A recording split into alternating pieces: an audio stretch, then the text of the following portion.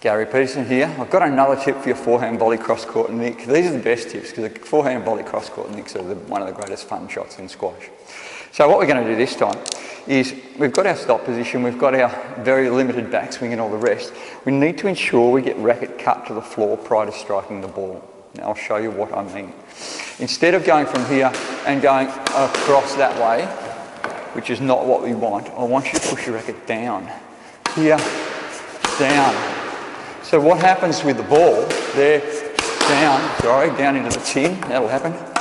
What happens to the ball is it just gets this wonderful cut there. Now if I reduce my backswing, there, and cut down, hopefully I'll get better, here, cut down, there, cut down. Now we've got it on the slot, here, down. So what happens is I'm dragging the ball down, down. So the more I go short backswing, cut down, the better the shot gets. Short backswing, cut down. Keep your body really stable, down. Again, there, down. That's a bad one. Just miscalculated. There. Now, the reason I need you to do this is because the ball is not always in the perfect position for you. What happens is if the ball gets back over here, you can cut it down and pull it in. So I'll put a few in the awkward position and show you the outcome. So out there, I can cut that across because I've had to go and get it with my racket ability. Out there, there, I can pull it across. So if the ball is way over there, there. So that now I'm sort of like cutting down and around an open face. So there, that's well away, and there, look at that, it's just a slotter. Fantastic, there, there, there. Even when it gets up in the back behind you, you can still cut it down with the racket ability. So I'm pulling down and across.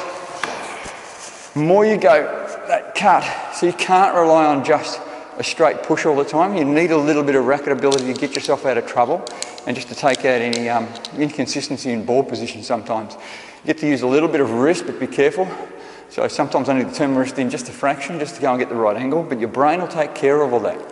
It's not like you have to think about turning your wrist in a bit to do this and do that. You'll just naturally get the right angle with your wrist because there's no other choice but to get the ball where you want it to go. So there you go. What we're going to do is we're going to go from there, open hips, really important, finish follow through, open racket face, extremely important, short backswing, very important, cut to the floor is the big one that gives you all that class. So we go there, there, there is the class. That cut to the floor just makes it so neat. It really, really tidies everything up. So as much as you do it, there. And it's very consistent. It's a great thing to do. Just muck around with it. It's just so much fun. Absolutely so much fun. I sometimes come onto the court and just for 5 minutes I'll just stand there and just go whop, bang, and I'll just go in. It's just a great thing to do. That's what squash is about, enjoying everything you do. If that's what it takes when you train to spend 5 minutes really enjoying it, you need to enjoy training as well.